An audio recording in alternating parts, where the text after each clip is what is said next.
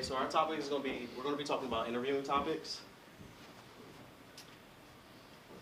So my panel, I'm going to be talking about panel interviews. So it's kind of the most nerve-wracking interviews because you're in a room with other, like more than 2 people at a time, and they're going to be asking questions, so it can be pretty intimidating. So a panel interview is a formal and organized interview where a job candidate is asked multiple questions. For a company that's looking to hire, make some type of hire, like I said, it can be very intimidating. Most people don't want to have like 4 eyes on them at the same time, like while they're asking questions. So what to expect? Expect that your resume is going to be questioned. Expect that you're going to have more than 2 people with eyes on you and ask your questions. Also expect that you may or may not come out the job interview confident or not, because you're not going to sure if you're going to get it or not. All right, so how would you prepare for a panel interview? Definitely do your research. Try to figure out who's going to be interviewing you. Try to dress appropriately. Do your research, things like that.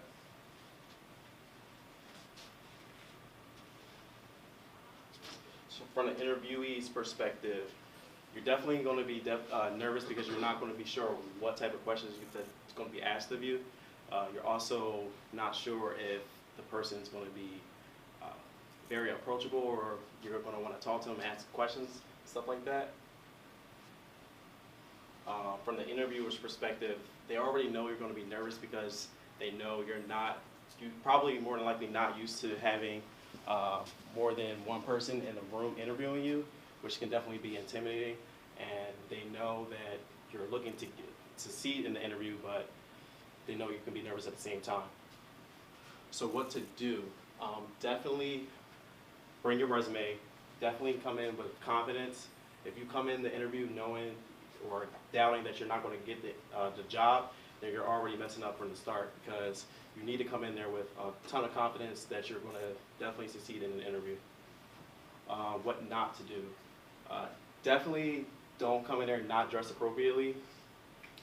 Make sure you give lots of eye contact, because if you don't give eye contact, they're definitely going to feel as though that you're not confident and you're not ready to get to that next step, because this is a test to see if you're even able to handle this next step. Also, ask a lot of questions. During the interview process, the employers are going to definitely expect you to ask questions, because the whole purpose of it is because you apply for the position, you're interested, so what do you want to know, what can you bring to the table, like things like that. Just let them seem like you're interested in the position. This is the big one, LinkedIn. So this is a great opportunity to see if you do your research and see who's interviewing you. You can, for example, go on LinkedIn and see, or just do your research on the person and see, what, maybe kind of draw some type of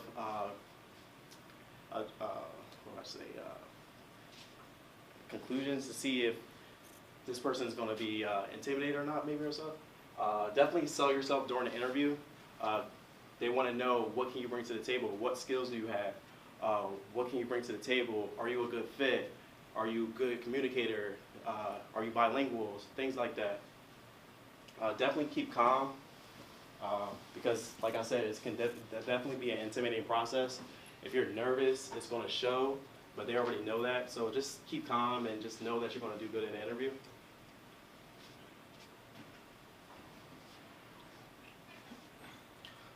Post-interview, definitely shake their hand afterwards, thank them for their time. It's definitely a weird experience, and not by like thanking them for their time and stuff like that.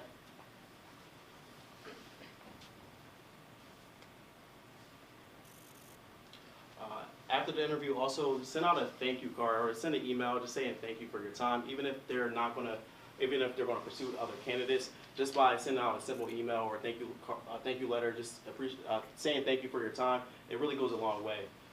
They might be steered in a different direction but if you send out an email or something like that saying thank you, it could really go to a long way.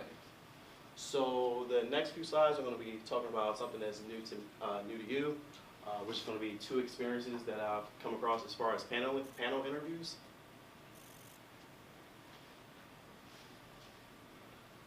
So my first panel interview experience was a long time ago when I believe I applied for Hollister or Abercrombie & Fitch, and it was very intimidating because it was multiple people asking me questions of what I thought I could bring to the table. And unfortunately, out of the process, I was not selected as a candidate. So I took a lot of things from that experience, which led me to my second panel interview experience, which is my current internship now. I actually came into the experience very confident, and I ended up securing the position because I learned from my mistakes from the first time.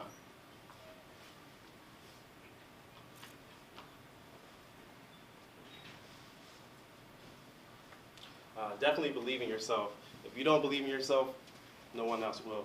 That sounds kind of cheesy, but it's really the truth. Like, if you don't believe in yourself, if you don't believe you're going to get this job, then you're probably not going to get it. If they don't want to hire someone that's not confident, if you don't feel confident, you're not going to get the position.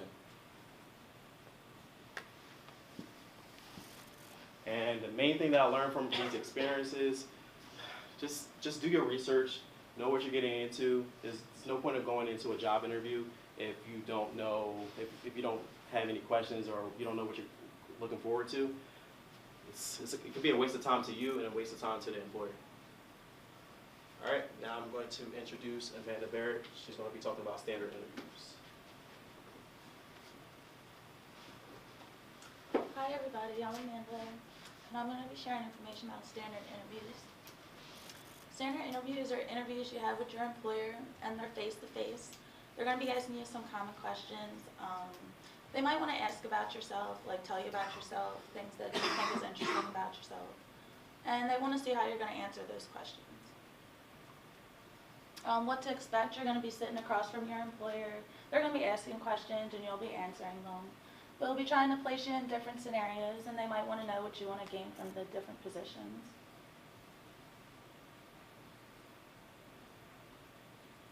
Basic questions are, what are your strengths, what are your weaknesses?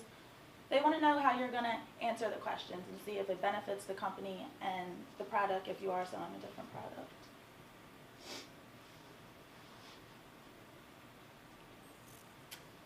Well, now you're having this interview, you want to prepare.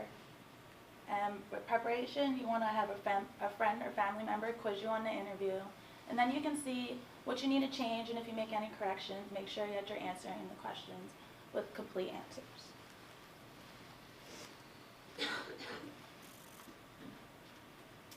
One way you can prepare is by role-playing.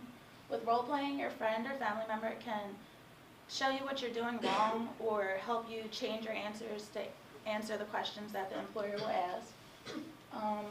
Your friend can also give you corrective criticism on it, so you can make different changes. Video recording is going to help you see if you are really nervous or if your posture is bad or if you're speaking really softly, so you can always make changes with the video recording too.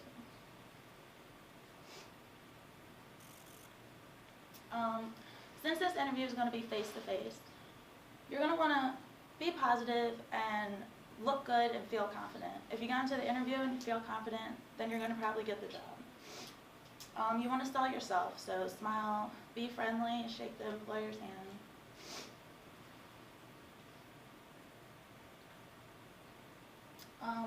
This is Dan. I think Dan looks really nice for his interview. He has a little portfolio, he has his tie and his suit. Or you could wear a suit, you have nice shoes on, his hair is nice and groomed.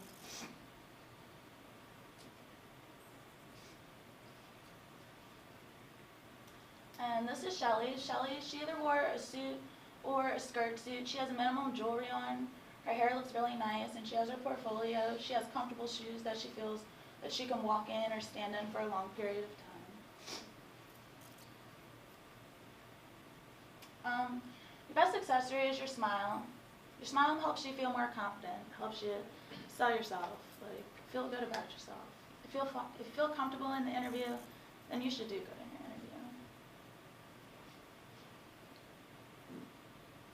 interview. Things you should do during the interview, you should go in there, shake your employer's hand. Don't sit automatically down, ask them how they're doing, make sure everything's okay. You want to look professional, smile, make sure that everything's going good.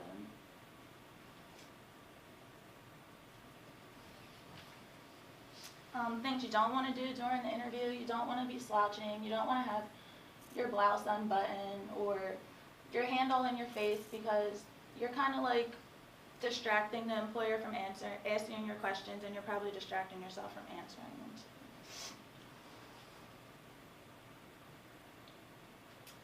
Mistakes can happen, so clean it up. If you don't know how to answer a question, just try to work on it and answer it to your best ability.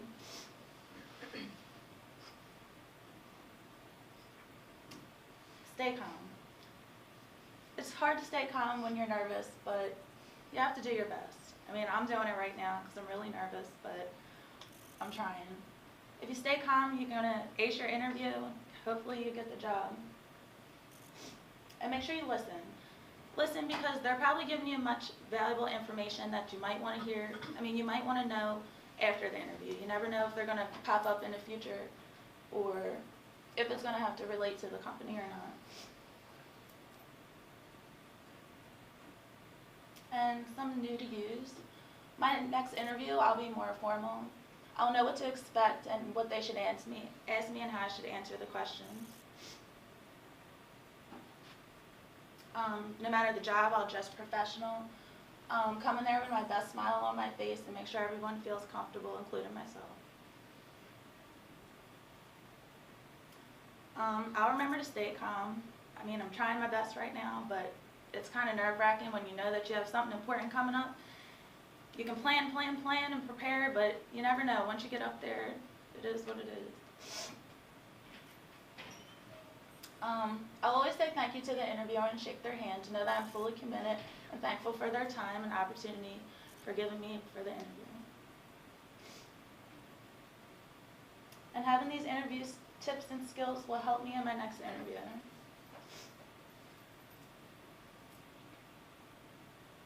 And now I'll be introducing Amanda Caristo with phone interviews. Okay, hi everybody, I'm Amanda Caristo, and I'm going to be doing phone interviews today. How many of you have ever done one before, actually? Anyone? I've never done it. Okay, so a phone interview basically is exactly what it sounds like, an interview that's done over the phone. They do it because if they're hiring from overseas, possibly for a foreign employee, for someone who wants to hire someone from out of state, from a different state, from anything like that, any of a far distance, or maybe even someone from just a couple hours away, just to kind of gauge what kind of person this person is, if they're actually a good fit. It's basically a lot. Okay, so it's only about 20 to 30 minutes. It could even be 15 minutes, depending on how extensive they want these questions to be. Depending on what they want to ask you. It's usually very brief, and they don't really get very into detail at that time. They just want to get the basics and get it under control. So why, like I said, they wanted from anyone from like a foreign country, from far away, from a different state, trying to get like a bigger, broaden their horizons of who they want to hire, and they're doing it in the most efficient ways possible to get those types of people to work for their company. And then they do it to determine they use the phone interview to determine whether they're going to be brought in for that actual face-to-face interview, instead of calling them in from far away and then wasting everybody's time if they're not really a good fit to begin with. And then, like I said, it saves them time. Instead of having someone come from far away and to have an interview for an hour and a half and waste the resources, they could easily do it over the phone for about 15-20 minutes to a half an hour, depending on what they need.